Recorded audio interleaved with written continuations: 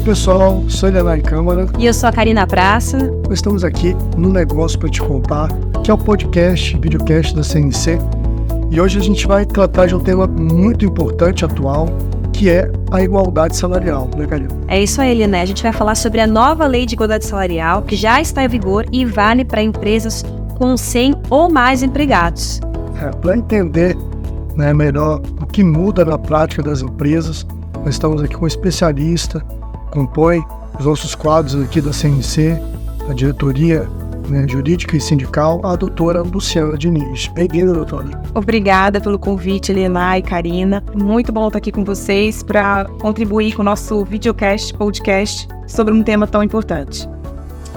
Luciana, vamos direto ao assunto, né? Luciana, eu vou chamar a doutora pra gente ficar aqui em casa. Por falar do nosso convívio diário, Luciana. Não, e o nosso intuito é isso, é esse mesmo, trazer aqui tranquilidade para todo mundo possa ficar com a gente o tempo todo aqui nesse podcast. Todo mundo que está assistindo a gente, Luciana, quer entender um pouco mais do que essa lei, né, regulamenta e como ela vai ajudar as empresas. Vamos começar por aí? Vamos, boa pergunta, porque acho que é bom a gente colocar todo mundo mais ou menos na mesma linha de conhecimento, porque tem profissionais da área nos escutando, os empresários, empregados, enfim. A igualdade salarial não é um tema novo. Ela é um tema já protegido na Constituição Federal, na CLT, então ele já existe na rotina das relações de trabalho. O que a Lei 14.611, que é a Lei da Igualdade Salarial e de Critérios Remuneratórios, vem trazer são novas obrigações ou novos mecanismos para que a gente passe a olhar esse tema da melhor forma, se ele não vem sendo visto, ou que você tem outros critérios de apuração. Então, o que eu acredito, assim, ele traz uma luz sobre um tema, mas um tema que não é novo no nosso ordenamento jurídico. Essa lei é de 2023? Ela é de 2023, só que ela foi sancionada em julho de 2023, ela necessitava de uma regulamentação que foi feita em novembro, e as obrigações elas começam agora em fevereiro. Mas assim, a igualdade... Já começaram. E assim, o que a gente vê agora, muito as notícias e muitas matérias sobre isso, justamente por conta dessas obrigações em fevereiro, e também por muitas dúvidas que foram geradas. Muitas dúvidas com relação à regulamentação e à prática em si do que essa lei impõe para as empresas, que a gente pode até tratar aqui. Mas a igualdade, ela é para todos os empregadores. As obrigações que a lei traz, em especial a parte de relatórios de transparência salarial, é para empresas com 100 ou mais empregados. Sabe uma coisa que é curioso, Helena? Isso acontece muito aqui no Brasil. Existem muitas leis de muitos anos, ou até convenções, eu não sei se é assim que a gente pode falar, né, previstas na Constituição, mas que elas só começam a valer depois de uma outra lei que atualiza ou regulamenta. E como você está colocando, eu acho que essa lei da igualdade salarial, a igualdade já é prevista, né? Mas agora foi preciso criar essa lei para trazer luz a novos conceitos e adaptações. Como você falou, agora você tem essa questão de trabalhar com empresas com mais de 100, não só são empresas com mais de 100 empregados. Como é que vai funcionar essa regulamentação? Karina, a gente trabalha, assim, o Brasil é um universo, assim, diversificado, você vê pelas bases. A base que a gente representa aqui na CNC, Comércio de Bens, Serviços e Turismo, a gente pode estar falando, não sei, aí me perdoem os especialistas, os economistas, talvez algo em torno de 500 mil empresas. Então, a gente não pode colocar que todas as empresas não atendem a esse critério de igualdade. Muito pelo contrário. O que a gente vê, principalmente nas grandes, que são afetadas por esse relatório, já uma estipulação de plano de cargos e salários, de critérios já internos de controle. Então, a gente tem muitas empresas que cumprem, outras que não.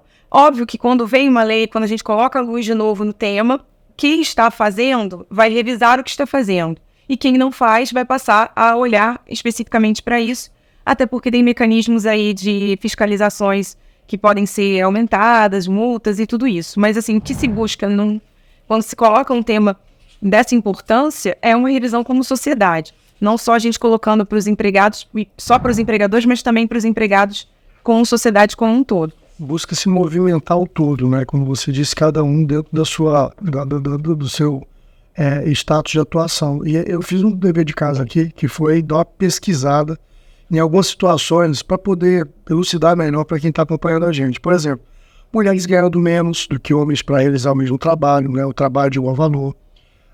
Menor representação de mulheres em posições de liderança, ou cargos mais bem remunerados. Todo mundo sabe que, infelizmente, algumas culturas, algumas empresas ainda tem esse fator limitante, muito mais ligado à questão cultural do que, obviamente, de que a mulher não tenha, né, a capacidade de ocupar um cargo de gestão, um cargo de diretoria, por exemplo, de liderança. Discriminação salarial baseada nesse estereotipo, né, de gênero, como a crença que mulheres são menos produtivas, enfim. Tem vários exemplos, né, do que acontece, que eu acho que dá para todo mundo que está acompanhando a gente entender melhor como isso acaba acontecendo ali no dia a dia. Uma coisa que acontece muito também é a questão da licença maternidade. Às vezes a mulher, quando ela volta da licença maternidade, ela tem mais dificuldade de conseguir uma promoção, porque existe aquela questão de que tem um filho pequeno, então não vai conseguir dar conta. E muito pelo contrário, às vezes os desafios são o que estimulam as mulheres a querer sempre mais espaços, né? Não, sem dúvida. E, por exemplo, todos esses temas eles acabam sendo revisitados. Programas internos, que até inclusive uma das obrigações legais é a declaração que é uma parte do relatório de transparência, porque especificamente o que a lei traz de obrigação?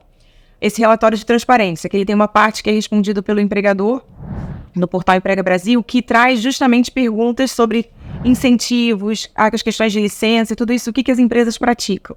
E uma segunda parte que é mais objetiva, que é com relação à parte ali da remuneração em si, e que vai comparar mais objetivamente e vai ser um objeto aí de critério para ver se você tem uma desigualdade ou não. Mas olhando para essa parte, até que vocês trouxeram dos exemplos, então, por exemplo, a lei, ela vai querer enxergar das empresas que tipo de programa que ela aplica. Ela tem um apoio à parentalidade, porque numa questão aí mais, talvez mais extensa, se uma empresa não tem um apoio à parentalidade, ou seja, não tem condições de flexibilidade para os homens ampararem as suas mulheres, as suas esposas, seus filhos em casa, elas não têm as mesmas condições de estarem no mercado de trabalho. Então, isso é uma questão aí subjetiva que a lei pretende alcançar.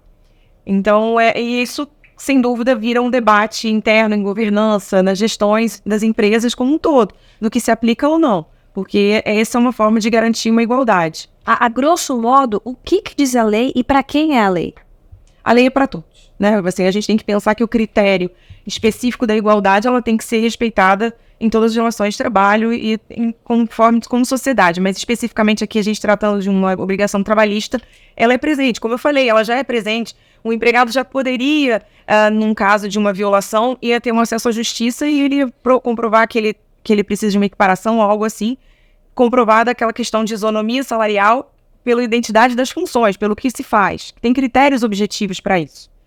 A lei traz agora uma nova obrigação para essas empresas com 100 ou mais empregados, que é o relatório de transparência salarial, e verificada que não tenha uma igualdade e numa futura fiscalização, é aberto um prazo para planos de mitigação de desigualdade. Então, isso também é uma novidade que vem junto com a parte de fiscalização das empresas. Então, se eu sou como empresa, estou descumprindo, eu tenho uma oportunidade aí de um plano de mitigação. Só que tudo isso ainda, mesmo com a regulamentação, vem trazendo dúvidas, incertezas, e é nisso tudo que a gente procura trazer o maior esclarecimento possível para esse caminhar da lei em prática, agora, já chegou. Luciana, Tá, essa é a realidade. A impressão que a gente tem feito desse debate, dessa lei que visa, né, corrigir comportamentos ali que excluam a mulher, né, de um espaço que é importante, né, de se desenvolver e mostrar a capacidade que tem de ocupar realmente lugares que realmente é uma comparação, em muitos casos, a grande maioria, desigual, né? Eu vi algumas pesquisas que mostram, por exemplo, hoje é uma realidade, mulheres divorciadas criarem os seus filhos e o homem não, assim, a criança não ficar em posse do pai e sim da mãe. Então imagina que a mãe, né, tem que se desdobrar, ela faz ali talvez algumas ações da casa, cuida da criança, enfim, e também tem que ser uma profissional, tem que desempenhar, tem que performar. E pelo que você relata, a lei vai chegar nesse ponto, ou pelo menos visa chegar nesse ponto, de trazer uma disputa justa, né, para que homem e mulher consiga disputar esses cargos de liderança, olhando, né, as peculiaridades da vida de cada um, né, das necessidades que cada um tem. Mais ou menos isso, chegaremos a esse ponto nessa lei que hoje entra em vigor, você acredita? Acho que isso é uma travessia cultural que a gente precisa. Isso não é só a lei que vai trazer. A sociedade, ela já vem em crescimento. A mulher no mercado de trabalho, né, a gente não tem, é inquestionável o quanto a mulher ocupou espaços, vem ocupando espaços. Claro que em algumas situações são mais silenciosas e que objetivamente a lei talvez não alcance. Então, por isso que eu acho que é um esforço de todos. E a gente não pode também só olhar no critério que é só o empregador. Não é só o empregador, porque muitas vezes você vai ver num ambiente de trabalho que o empregador preza por essa conduta, mas você vai ver às vezes uma questão de comportamento entre colegas. Então é por isso que é tão necessário a gente ter constantes programas de conscientização, de liderança, de desenvolvimento dos empregados como um todo, porque é uma questão cultural. Às vezes o preconceito vai vir ali entre o próprio colega e você não tem como... a gente não tem como negar isso. Então, por isso que eu vejo que é como um trabalho como cultural, é uma travessia que a gente vem ao tempo. Eu acho que a lei, ela colabora nesse aspecto de conscientização, de colocar luz exatamente para quem talvez não esteja ainda aplicando, ou revisar o que se tem no papel ou se tem na prática. Também eu acho que isso é importante a gente pensar. E também entender que a gente também tem, ao mesmo tempo, que preservar a livre iniciativa. Então, por isso que a gente vê também algumas críticas, algumas questões mais delicadas, com algumas subjetividades nesse andamento, que é algo que a gente vem construir e a gente está aqui tentando ajudar e orientar toda a nossa base com relação a isso. Como é que as empresas elas têm que se adequar a essa lei? Quais são as penalidades que elas podem sofrer? A adequação, a gente tem agora um marco que vai ser uma necessidade de envio semestral desse relatório de transparência, que ele é composto de 2 partes. As empresas sempre em fevereiro e agosto de todos os anos, elas vão ter que enviar uma declaração, que é essa declaração que eu falo que importa essas perguntas com relação a programas de incentivo, licença maternidade, paternidade estendida. Então você não tem uma penalidade por você não ter esses programas, mas na verdade você declara ali se você tem ou não, e você acaba indiretamente incentivando você ter. Não, isso que você está falando é fundamental, porque o empresário que está ouvindo a gente agora, que tem obrigatoriamente uma empresa acima de 100 empregados, ele precisa fazer esse preenchimento no site do governo? É no Portal Emprega Brasil, no prazo de fevereiro. Para esse primeiro relatório, foi concedida uma prorrogação até 8 de março. Então, a primeira parte do Portal Emprega Brasil sempre em fevereiro. O governo, ele compila as informações junto do que já tem no E-Social, que já é fornecido pelos empregadores mensalmente, com a parte de remuneração. Compila essas informações que vão ser disponibilizadas no PDET, que é o Programa de Disseminação de Estatísticas. O empregador vai nesse programa, no PDET, e ele vai extrair o seu relatório, e aí vai ser gerada a sua segunda obrigação, que é a obrigação de publicação desses relatórios, que vão ser sempre nos meses de março e setembro. Então, isso os RHs, os controles internos das empresas têm que sempre trabalhar agora com esses prazos semestrais. Isso é benefícios, assim, de maneira prática, quais são os benefícios que a sociedade, a economia, né, com as empresas trabalhando nessa mentalidade e trazendo esse tipo esse nível de equalização, de justiça e até mesmo desenvolvimento sustentável. O que há de benefício nesses eixos com essa lei implementada e, obviamente, as empresas tendo essa consciência e preenchendo como se pede, né? Sim, eu acho que como um todo é a questão de um ambiente mais saudável. A gente pensa os ambientes de trabalho mais saudáveis, a sociedade mais saudável e esse reconhecimento. Porque se há causas silenciosas e que na verdade não estão sendo concedidas aí as mesmas oportunidades, que isso seja visto. Mas eu sempre até destaco que a gente tem que caminhar junto com a qualidade. Então, a gente analisar a qualidade, independente da raça, do sexo, é isso. Eu acho que isso é um amadurecimento realmente... Exatamente. Um amadurecimento como sociedade. Então, assim, para você realmente chegar a um cargo de chefia, que isso seja... se isso é vedado porque é mulher, não, isso tem que ser olhado a qualidade técnica, tem que ser dado a mesma oportunidade. O presidente Pedro sempre fala assim, que a empresa, para dar lucro, o funcionário tem que trabalhar feliz, né? Então é isso, quando você cria esses critérios de igualdade, você faz com que aquele colaborador, aquele empregado esteja feliz, e ele estar feliz vai fazer com que ele trabalhe cada vez melhor, né? Então a sua empresa vai gerar lucro, o seu funcionário vai estar feliz, e aí a equação perfeita, digamos assim. Eu queria saber, Luciana, quais são os cuidados que as empresas têm que ter agora a partir dessa regulamentação da lei, se é que a gente pode dizer assim, como março foi o prazo, né? Quem perdeu o prazo, como é que vai funcionar, quais são algumas penalidades que as empresas podem sofrer? Sim, tem penalidade de multa. No caso da publicação, que é sempre nos meses de março e setembro, no caso da empresa que não publicar no seu site ou rede social ou um local de ampla divulgação, a multa pode chegar a 3% do seu faturamento, mas ela tem um teto aí de 100 salários mínimos. Então essa é a primeira implicação. E a segunda é, claro, efetuada uma fiscalização, plano de mitigação, que essa é uma novidade pela lei. A gente tem que trabalhar aí com quais são as multas que foram aí trazidas ou atualizadas com relação à lei. A multa pela não publicação dos relatórios. Então, os relatórios têm que ser sempre publicados em março e setembro de todos os anos. É uma multa que pode chegar a 3% do faturamento, mas ela tem um teto de 100 salários mínimos. Então, essa é a multa pela não publicação. E a segunda é a questão da multa individual pelo empregado que sofre aí a questão da desigualdade. Mas essa multa ela vai ser aplicada num caso de uma fiscalização, depois de um plano de mitigação que não foi satisfatório, e aí sim uma autuação com uma multa aí por cada caso de desigualdade. Recentemente a gente fez uma live, né, sobre o tema e obviamente a CNC é muito preocupada, né, com pautas como essa, tem buscado interagir, orientar junto com as federações. Inclusive a live foi excelente, parabenizar toda a equipe que formulou, produziu. Até a audiência foi muito boa, muitas perguntas ali, muitas dúvidas foram tiradas, mas obviamente é um trabalho ainda muito denso a ser feito para informar, para orientar o empresário. O que a CNC, junto com as federações, os sindicatos, eles vão fazer, né, para poder chegar esse conteúdo, né, essas orientações ao empresário?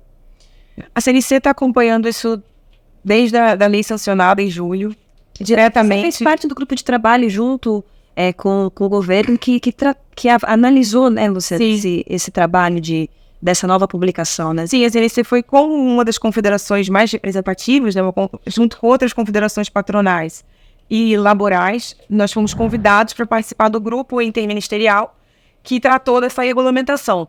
O que era proporcionado ali no grupo era apenas assim, a apresentação do que o Ministério do Trabalho e Emprego conduziria para chegar à regulamentação.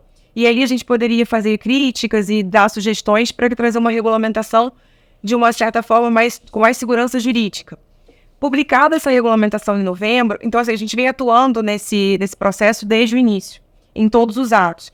Mas mesmo com a regulamentação, como ela traz muitas obrigações legais e traz aí, ventilando esse tema sensível, gera muitas dúvidas, muitos questionamentos da prática em si. Então, por exemplo, a gente realmente produziu a questão da live, uma live orientativa, porque diante do critério agora que a gente tem de cumprimento de prazo e risco de aplicação de multa, a gente se empenhou o máximo possível para trazer orientação para a nossa base, para que todas as empresas pudessem cumprir a parte de cadastro no portal Emprega Brasil, que é um portal que não era muito utilizado pelas empresas. Então, a gente teve esse caráter de urgência de, primeiro, ajudar nessa parte operacional. Então, para vocês terem uma ideia, da informação da live, que tem mais de uma semana que a gente está gravando até aqui esse podcast, já alterou uma forma de cadastro, porque o próprio Ministério do Trabalho verificou que, pelo número da demanda, pelo que chegou, era necessário que ele simplificasse a forma de cadastro. Então, por isso que eu falo, é algo que veio trazendo a luz para um tema que já existe, mas trazendo mecanismos diferentes, e também é novo para o próprio Ministério do Trabalho, que está aí todo empenhado em fazer valer, claro, a legislação. Mas é algo que a gente está sendo construído. Então, a CNC, junto com as federações e o que a gente puder fazer junto aos sindicatos, aos empresários, a gente está levando a informação e agora o máximo de ajuda possível para cumprimento dessa primeira parte agora e em seguida a segunda, e a gente vai construindo isso junto. A experiência evolutiva é bem assim. Bom, eu quero perguntar para você como é que essa informação vai chegar no empresário. Eu e a Karine, nós fazemos parte da gerência de comunicação. Então, para vocês, né? Mas eu acho que é importante, por exemplo, tem um portal, né, do comércio, .org.br, é importante vocês sempre acompanharem o conteúdo do portal, porque lá estão as nossas principais frentes, né, os temas caros que o empresário do comércio bem serviço, ele hoje está antenado e quer representação, com certeza vai estar ali, não só orientações, mas também como nós temos tratado, e esse é um tema que com certeza vai estar lá. Essa live ficou salva no YouTube, com certeza, CNC Play, você pode ir no YouTube e vai assistir, né? Foi uma live muito boa. Com certeza vai ter outra, porque, como você disse, o tema está ali vivo, né? Tá mudando. Tá atualizando a todo tempo. E vamos atualizar. Mas tem um dado que eu quero deixar aqui, que é importante nesse debate, porque casa de ferreiro, espeto pode ser de pau. E estou falando isso porque a CNC, além de ter um plano de cargo e salário, né, vem se renovando, vem olhando para isso. Não é à toa que hoje a CNC no Rio de Janeiro, a nona melhor empresa para se trabalhar, e no Centro-Oeste é a 16ª empresa para se trabalhar pelo GPTW, isso ranking do ano passado. Mas você vê que metade, ou mais da metade, se não estou enganado, hoje dos cargos de chefia da CNC é ocupado por mulher. E eu acho isso muito feliz, eu acho isso muito bacana, porque nós que temos o papel de orientar, a partir da nossa casa, há essa consciência. Mas essa consciência, ela existe ou está se desenvolvendo também por causa da conversa, por causa da troca, por você ter momentos de capacitação e poder falar. Sim, o que se espera, por exemplo, até com relação a esses programas de incentivo, é que as empresas passem a aplicá-los realmente na prática, ou passem a olhar como uma oportunidade de implementá-los, porque não só apenas para preencher um relatório de forma positiva, mas para realmente entender o que isso traz de resultado positivo no clima, porque realmente é isso, é o clima organizacional, na verdade a sensação de pertencimento que todos podem ter nos seus locais de trabalho. Então, eu acho que aí amplia para essa discussão, amplia para esse debate, para que aqueles que possam revisitar esses programas, revisitar o que é possível ser feito, para que tenha realmente aí uma garantia de condições. Acho que é isso que a gente tem que pensar. Eu acho que é um tema, Luciano, que a gente vai precisar atualizar todos que estão acompanhando aqui, porque é talvez um capítulo de vários que virão, né, de ajustes, e é importante, a casa se preocupa, né, com esses temas que atualizam o empresário, que traz modernidade, ética, justiça, né, A casa se preocupa e mostra o seu compromisso de trazer para a pauta um tema tão pertinente que afeta diretamente o empresário. E é o que você falou, talvez daqui a um tempo a gente tenha que voltar para fazer essa conversa, porque a lei tá sendo movimentada, né, Luciano? Os prazos estão aí, as empresas estão tentando entender e a gente está aqui à disposição, reforçando o que você falou, Elinay.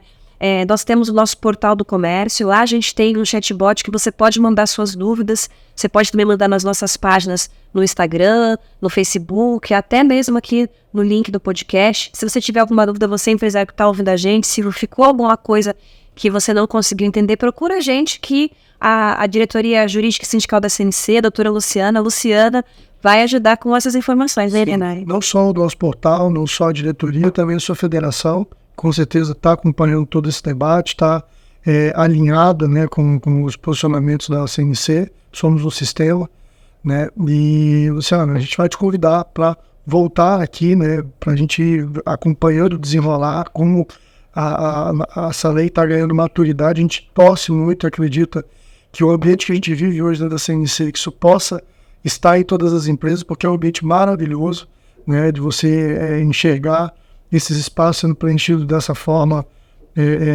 justa, né, com olhar técnico, e, obviamente, ouvindo o colaborador, que é quando isso acontece, que você traz esses temas subjetivos, talvez à luz, porque muitos deles, às vezes, a gente nem percebe, né, passa ali dos corredores, passa despercebido, mas quando você tem esse diálogo aberto, talvez esse estímulo faça com que você possa tratar, de fato, cada um deles. Sem dúvida. E conte comigo, conte com a diretoria jurídica e sindical. Nós fazemos uma boa dobradinha sempre na área de comunicação, justamente porque vocês nos ajudam que essa informação chegue e que a CNC vem empenhada nesse papel institucional de trazer informação, de trazer o que pode ajudar as federações, sindicatos, as empresas da nossa base. E é isso, o compromisso que a gente tem de atualizá-los de tudo, porque realmente é um caminho construído, é um primeiro capítulo nessa parte das declarações, mas a gente tem muita coisa sendo construída até a lei em si conseguir girar, e também a gente espera que os resultados sejam positivos para todos, e a gente eu sempre reforço isso, a base do equilíbrio entre trabalho e a livre iniciativa. A gente tem que priorizar sempre também empresas e empregados e todo esse ciclo que se renova. Eu agradeço mais uma vez. Aqui é Obrigada. Obrigado, parabéns pela atuação da doutora Luciana, tudo do JS. Um abraço para o Alain Magrego, diretor da nosso departamento de diretoria jurídica e sindical.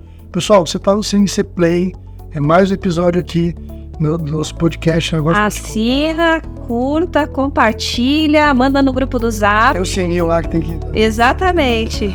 Movimenta. Tem que movimentar. Obrigada, gente. Obrigada. Tchau, tchau.